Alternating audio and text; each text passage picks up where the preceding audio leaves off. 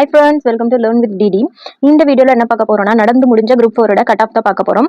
இது ஜஸ்ட் என்னோட ப்ரெடிக்ஷன் தான். இது மேபி வரலாம் வராமலும் போகலாம்.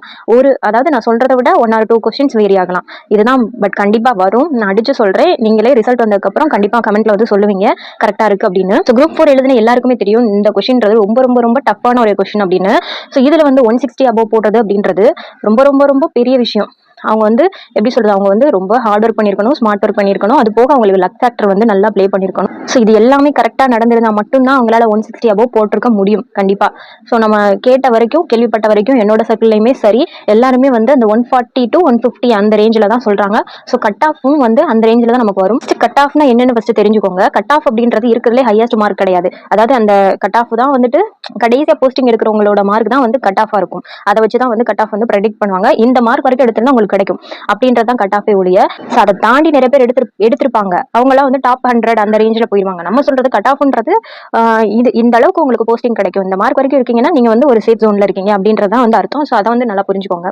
ஸோ ஃபர்ஸ்ட் ஜூனியர் அசிஸ்டன்ட்டுக்கும் விஏஓக்கும் எவ்வளவு இருந்தா கிடைக்கும் அப்படின்றத பார்க்கலாம். நார்மலா ஒரு ஆஸ்பிரண்ட் எவ்வளவு போடலாம், அதாவது நல்லா படிச்ச ஆஸ்பிரண்ட் இந்த கொஸ்டினுக்கு எவ்வளவு போடலாம் அப்படின்றத ஃபர்ஸ்ட் நம்ம பார்க்கலாம். தமிழ்ல நல்லா டைம் ஸ்பெண்ட் பண்ணி 1 மணி நேரத்துக்கு மேல டைம் ஸ்பெண்ட் பண்ணிருந்தாங்கன்னா கண்டிப்பா 80 கொஸ்டின் 80+ போடலாம். நம்ம ஆவரேஜா 80 வச்சுக்கலாம். அதே மாதிரி மேக்ஸிமம் ஈஸியா இருந்துச்சு, பட் நமக்கு டைம் கன்சூம் பண்ற மாதிரி இருந்துச்சு, நிறைய கேர்லெஸ் மிஸ்டேக்ஸ் விடுற மாதிரி இருந்துச்சு. ஸோ மேக்ஸ்ல ஒரு 20 வச்சுக்கலாம். 20 ஆவரேஜா போடலாம். 20+ நல்லா மேக்ஸ் பண்றவங்க 20+ வாங்கியிருப்பாங்க கண்டிப்பா.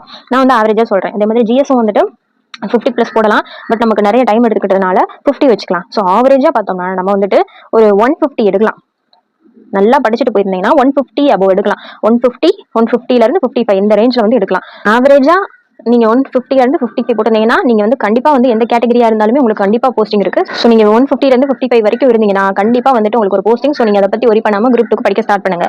அது போக நான் நிறைய கேர்லெஸ் மிஸ்டேக் பண்ணிட்டேன் அப்படின்றவங்க அதாவது ஒரு 10 கொஸ்டின் நான் தெரிஞ்சே தப்பு பண்ணிட்டேன், எனக்கு 140 தான் வருது அப்படின்னு இருக்கவங்க கொஞ்சம் வெயிட் பண்ணி பார்க்கலாம். பட் உங்கள்கிட்ட டைப்பிஸ்ட் இருக்கு, டைப்பிங் இருக்கு, ஸ்டெனோ முடிச்சிருக்கேன் அப்படின்னா உங்களுக்கு கண்டிப்பா போஸ்டிங் கிடைக்கும். ஸோ அதை பத்தி ஒரி பண்ணிக்காதீங்க.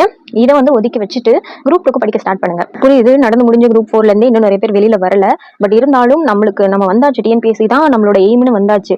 மேபி குரூப் 2 ஈஸியா கேட்டு நம்ம படிக்காம போயிட்டு ஐயோ இவ்வளவு ஈஸியா இருக்கே நம்ம படிக்காம வந்துட்டோமே அப்படின்னு ஃபீல் பண்றதை விட லைட்டா வச்சு படிச்சுட்டு போயிருந்தா அட்லீஸ்ட் நம்ம பிலிம்ஸ் கிளியர் பண்ண முடியும். அதுக்கப்புறம் மெயின்ஸ் நம்ம பாத்துக்கலாம் எப்படி படிக்கலாம் அப்படின்றத. ஸோ டைம் வேஸ்ட் பண்ணாதீங்க. குரூப் 4 பத்தியே யோசிச்சுட்டு இருக்காம குரூப் 2க்கு படிக்க ஸ்டார்ட் பண்ணுங்க. இது ஜஸ்ட் என்ன எவ்வளவு சொல்லியிருக்கின்றது மட்டும் பாத்துக்கோங்க. பெரிய பெரிய சேனலே பெரிய பெரிய அகாடமியே போட்டிருப்பாங்க.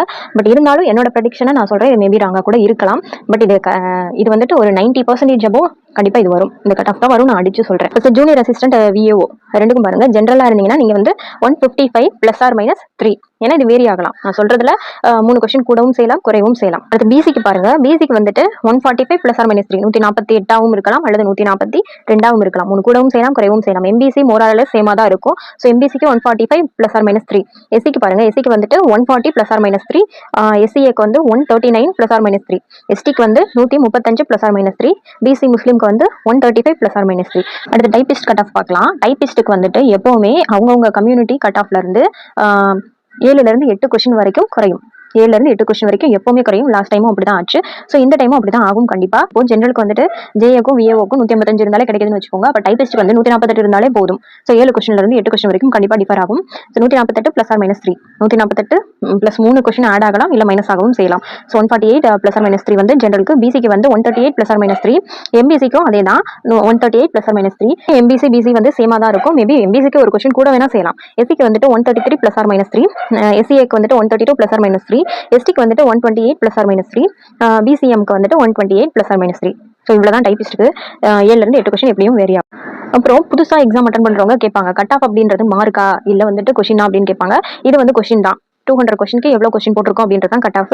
ஸோ இது 300 மார்க்குக்கு கிடையாது, 200 கொஸ்டினுக்கு போடுறதா கட் ஆஃப். இந்த கட் ஆஃப் இப்போ இருக்க கரண்ட் வேகன்சிக்கு தான். இந்த வேகன்சி கண்டிப்பா இன்க்ரீஸ் ஆகும். ஸோ அப்படி இன்க்ரீஸ் ஆகிறப்போ 1 இருந்து 2 கொஸ்டின் வரைக்கும் கண்டிப்பா குறைய தான் செய்யும். டிஸ்ட்ரிக்ட் விடவுக்கு கண்டிப்பா 20 கொஸ்டின் வரைக்கும் குறையும். டிஸ்ட்ரிக்ட் விடவுக்கு சர்டிஃபிகேட் இருந்தா 20 கொஸ்டின் வரைக்கும் குறையும். லாஸ்டா நடந்த குரூப் 4ல என்னோட ஃப்ரெண்ட் 143 போட்டு எம்பிசி கேண்டிடேட் நினைக்கிறேன். ஸோ அவங்களுக்கு 143 போட்டிருந்த போவே கிடைச்சிச்சு.